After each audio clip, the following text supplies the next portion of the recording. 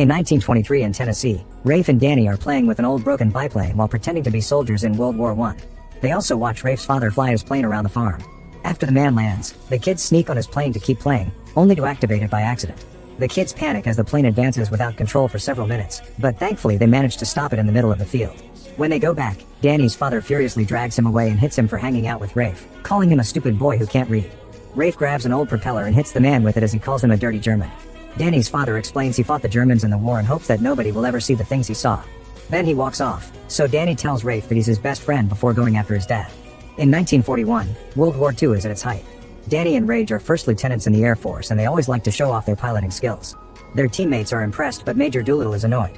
One afternoon, Doolittle tells Rafe that he's been accepted into the Eagle Squadron from Britain, so he has to choose between staying in the American Air Force or going to London. When Rafe asks for advice, Doolittle says he'd choose London. Later Rafe tells Danny that Doolittle assigned him to London instead of admitting that it was his choice, but Danny is still upset. He's always wanted to fight together and can't trust anyone else to have his back. In a train to New York, Evelyn and her friends discuss what it's been like to be nurses for the military. Evelyn shares that she had a romance with Rafe 4 weeks ago, describing it as the most romantic days of her life. She met him during the eye exam, which proved he couldn't read well. Rafe had dyslexia but he could see everything else perfectly well, so Evelyn passed him anyway. Afterward, when Evelyn gave him a shot, they bonded over their dads being veterans, but Rafe kept on flirting. Suddenly he started to feel sick and Evelyn realized he'd brought another soldier's chart just to see her again. He'd already had the shot and receiving it again made him pass out, hitting his nose on his way down. In the evening, Rafe waited for Evelyn outside the hospital with some champagne. His nose kept hurting so she took care of it, and they ended up kissing. When the train arrives at the station, Rafe is waiting for Evelyn with a little origami bird. He's brought some of his teammates and he introduces them to the other nurses so they can all go together to the club to have fun. The soldiers do their best to flirt with the nurses but they aren't very good at it. While everyone else is distracted, Rafe and Evelyn sneak into the harbor and take a police boat so they can reach a fancy cruise ship nearby. They kiss on the platform that is taking them up, however they accidentally push the lever and the platform suddenly falls into the water. Luckily they manage to hold on. When they return to the hotel, Rafe tells her that he's going to London and admits he volunteered. He promises he'll come back for her and asks her not to come to the train station because it would hurt too much. Evelyn gives him her scarf as a farewell gift. The next day Danny sees Rafe off. Evelyn shows up anyway but she's late, so Rafe only sees her from the train window. As the war continues, the British Air Force is having too much trouble trying to maintain control of the sky. Rafe is assigned to a plane full of bullet holes and bloodstains from the previous pilot, who didn't die until he landed. In the USA, the president tells his team that they need to help Europe more to defeat the Nazis. In response to this, Japan plans to retaliate by destroying the American Pacific Fleet at Pearl Harbor. Evelyn's team of nurses and Danny's squadron are sent to Pearl Harbor, where pilots are decorating their planes with funny pictures. As weeks pass, Evelyn and Rafe always make sure to write letters to each other, sharing how their lives are doing. Rafe explains it's hard to make friends because men are dying every day in battle. At least he's proud of guiding his team well and not losing a fight so far. The USA keeps sending fleets to the Atlantic, and the Admiral isn't very happy with all these strange tactics. Japan is secretly taking pictures of everything to keep track of their position and preparing torpedoes for a big attack. One day the London base activates its siren and Rafe's team rushes to get on their planes to engage in another battle. Their teamwork is impeccable and in just a few minutes they bring several enemy planes down. Unfortunately, an enemy surprises Rafe's plane from behind and manages to shoot it, causing an oil leak. As a fire begins, Rafe can't see anything and can't get out either because the canopy is stuck. He shoots the glass to break it, but before he can escape, the plane is shot again and it quickly goes down, crashing into the sea. Meanwhile, Danny is watching a boxing match on one of the newly arrived Navy ships and even betting money on the results. All the soldiers are cheering for their favorite candidates and Danny is happy to see his fighter win. However, the fun is interrupted when he receives terrible news. Minutes later, Danny visits Evelyn to inform her that Rafe died in combat. They discuss how alone they feel without Rafe and Danny learns that his friend actually volunteered. Rafe's old team and the nurses gather to drink in Rafe's name as a final goodbye. A few days later, Evelyn is crushed to receive the last letters that Rafe sent her. Japan continues to prepare its big attack and tries to send out fake messages to its troops, knowing that the USA is spying on them. However, the American intelligence team can tell something is going on. 3 months later, Danny and Evelyn are still hanging out together, finding comfort in their shared grief. Evelyn forgets her handkerchief at the restaurant, so Danny goes to the nurse's house to return it. They agree to see each other more often, although Evelyn is unsure. The next day the other nurses tease her and assure her it's fine to move on. At home, Evelyn puts the letters and the origami bird away with a final goodbye. In Washington, D.C., they discover that the Japanese fleet is missing and their planes can't find them, which is extremely suspicious. At Pearl Harbor, Danny has become a very good team leader. Evelyn comes to visit him and Danny admits to his friends that he feels bad for falling in love with his best friend's girl, but they encourage him to move on. Then Danny takes Evelyn on a flight so they can watch the sunset together in the sky. When they come back, they hide in the parachute garage and get naughty. The next morning Evelyn shows some doubts about what they did, but Danny assures her it's fine and they agree to start dating. As days pass, Danny and Evelyn are very happy in their new relationship. Japan and the USA continue to spy on each other and have to take lots of guesses to understand what their intel is trying to tell them. Fleets and planes on both sides are moved every day, trying to keep the enemy on their toes. One night Evelyn is working at the hospital, and when she looks up, she's shocked to see Rafe there. At the same time, Danny gets a letter from Rafe telling him what happened. Rafe survived the crash, and by thinking about Evelyn, he found the strength to get out of the plane and swim to the surface. A French fishing boat found him and he stayed in France recovering. A crying Evelyn tries to kiss Rafe but pulls back, feeling guilty. At that moment they're found by Danny, and Rafe walks away when he realizes what's going on.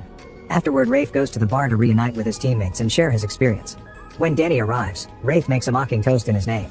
An argument ensues as Danny reminds Rafe that they thought he was dead, but Rafe still thinks his friend betrayed him and suddenly punches him.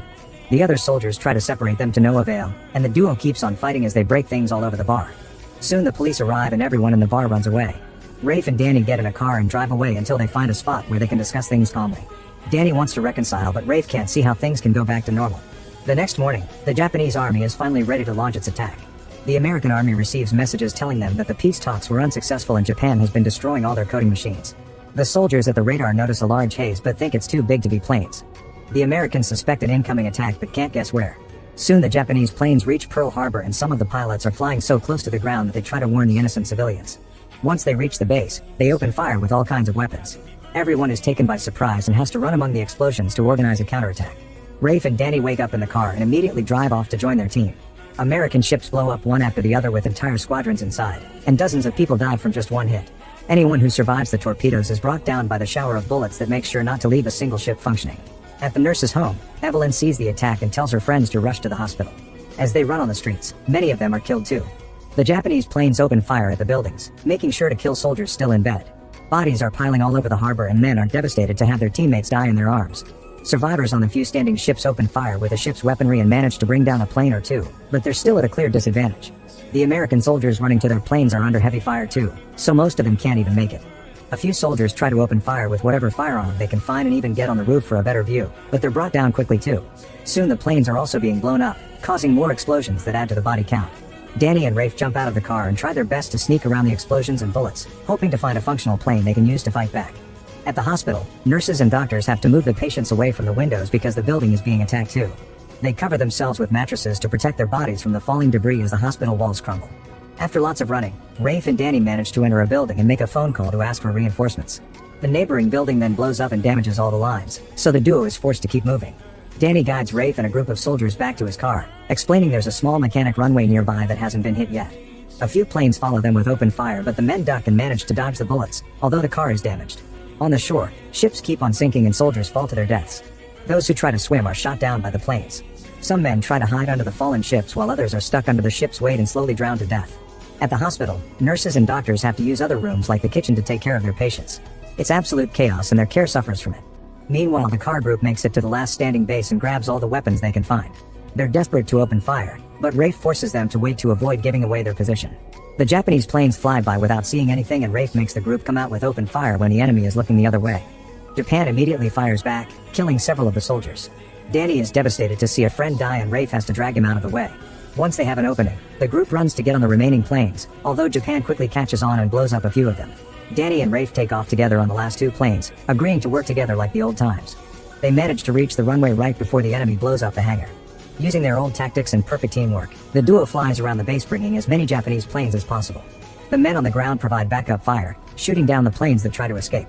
Then the duo reaches the harbor, where Danny and Rafe's teamwork manages to defeat several Japanese planes. Since they don't have the element of surprise anymore, the enemy is forced to retreat. At the hospital, they don't have enough staff and resources to save everyone, so Evelyn is told to sort patients between those who can recover and those who are hopeless. Civilians are starting to arrive too and the nurses are devastated to see the body of one of their own. Soon the rest of the troops go out in boats to search the waters and rescue survivors, but they mostly find bodies. Rafe and Danny stop at the hospital to donate blood, making the situation awkward around Evelyn. Then they join the rescue team that is moving an upside-down ship to try to save the few soldiers stuck inside. Unfortunately, the tools can't open a hole fast enough and the last men die. The next day, the US president talks about the incident at a conference and officially declares a state of war against Japan. His advisors are nervous about his plans, but the president stands from his wheelchair to prove they can achieve anything. After a ceremony dedicated to all the fallen soldiers, Evelyn talks with Rafe in private and learns that he and Danny will work with Major Doolittle on a secret mission. Evelyn reveals she's pregnant with Danny's child and explains she'll give him her whole heart, but she'll also love Rafe her whole life. Later, Evelyn goes to see the guys off and Rafe finally allows Danny to have his happiness. As they say goodbye, Evelyn promises Danny that she'll wait for him and won't leave him for Rafe. When the duo reunites with Doolittle, they learn they've been given a silver star and promoted to captain. Doolittle tells them the secret mission is extremely dangerous and they likely won't come back, but they still want to fight for their country. Later, Rafe burns Evelyn's letters and tries to convince Danny not to take the mission, but since Danny doesn't know about the baby, he refuses to quit. The secret mission team trains for months and is finally ready to act in 1942. Doolittle gives them an inspiring speech while mechanics remove heavy parts of the plane so they can fly faster. They do a few test drives and even Doolittle shows off his skills before they leave. The planes are transported on American ships and Doolittle explains that they'll be attacking Tokyo. It's a long flight, so in order to refuel, they'll be stopping in China, and Doolittle teaches them how to say I'm American in Chinese.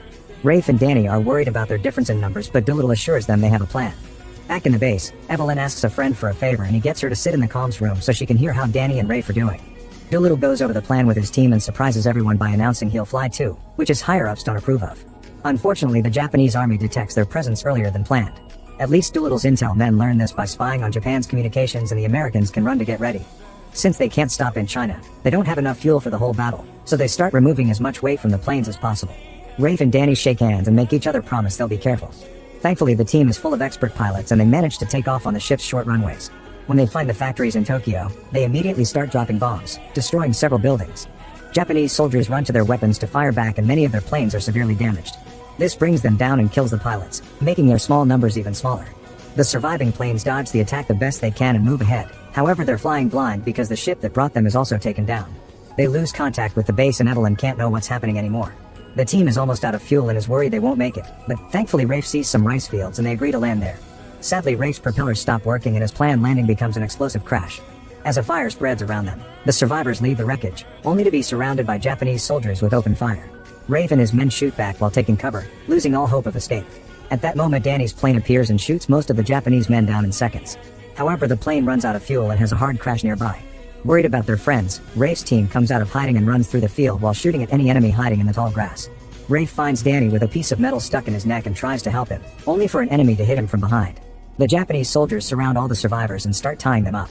Rafe finds a fallen gun and opens fire, quickly killing a few opponents before running out of ammo. The enemy gets ready to shoot Rafe in return, however Danny jumps in and acts as a shield. The other American soldiers use this distraction to reach for a grenade and finish the last few Japanese men off. Rafe runs to Danny's side and tells him about the baby, hoping that it'll give him the strength to stay alive. However, Danny tells Rafe that he'll be the father instead and dies in his friend's arms. Moments later, the Chinese army finds the group and rescues them. When Rafe returns to the USA, Evelyn is happy to see him. However, she breaks down when she realizes the coffin they're carrying is for Danny's body. All the survivors from the Pearl Harbor battle, including nurses and doctors, are given medals for their bravery, and they become the inspiration that helps the USA win the war. Eventually, Evelyn has her kid and names him Danny. Rafe becomes his father and takes him on flights to honor Danny's memory. Make sure to subscribe and turn on notifications.